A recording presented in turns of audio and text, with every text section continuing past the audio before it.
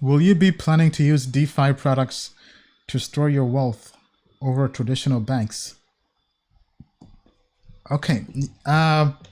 So I have began dabbling in DeFi. I haven't like put my life savings in DeFi yet, but I have been using InstaDApp, which is an application I did talk about on the last live stream as well.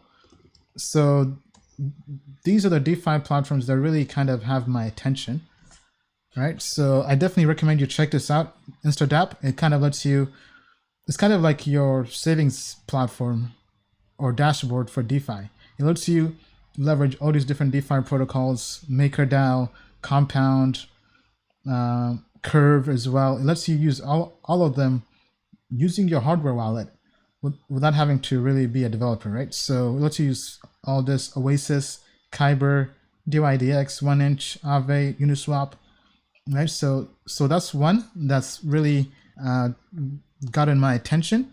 The other one, Uniswap, is, I mean, this doesn't really need an intro. This is right now the best DeFi DEX out there. It has the most volume, liquidity. It's pretty much where all tokens are going to get listed. Sorry, just give me a second here. I'm trying to because it has so many different sites. Sometimes I get confused which one is which, because you have uniswap.org, .info, .exchange. Okay, so the one I'm trying to pull up here, okay, looks like it takes some time to load. Uniswap.info is the one I'm going to. Okay, yeah. So this shows the liquidity. So pretty much all the DeFi tokens, they've been listing here. So this is version 2. So right now, combined liquidity over 109 million. So I've not used this platform yet, but I've just kind of been keeping track on it. So this has my attention. Yeah, but in terms of the ones I'm currently using, I'm basically lending my Ether on InstaDApp, and then I swapped that to stablecoins. Then I deposited that on Compound, and I'm basically comp mining, right? I'm basically yield farming with comp. Bill, anything on your end in terms of using DeFi to make money or put your savings in? Right. Well, actually, I love this question because this person is tapping into a huge theme that the rest of the world has not picked up on. DeFi is a backup banking system. It gives you interest rates. It has collateral.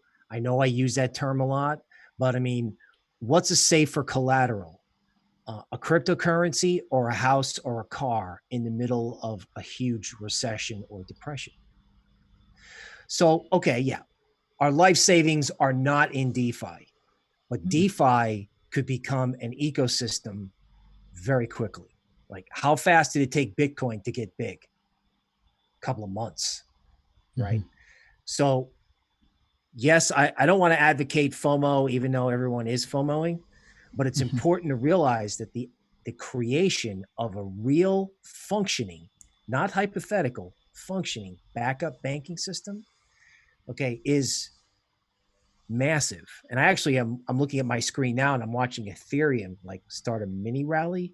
I'm actually wondering if the DeFi bid is actually going to make its way over to Ethereum. I know I've said that more than once. I haven't said it lately, but you were talking about what the most undervalued altcoin was out there. Well, if you define an altcoin as anything but Bitcoin, I'm actually sort of wondering about Ethereum because, again, it's a backup banking system and it's run on Ethereum. Yeah, I mean, well said, well said. Ethereum has yet to really partake in this alt rally. So, you know, it would definitely be good if Ethereum made it to this party. All right. Thank you, Bill. So also definitely tell us what you think.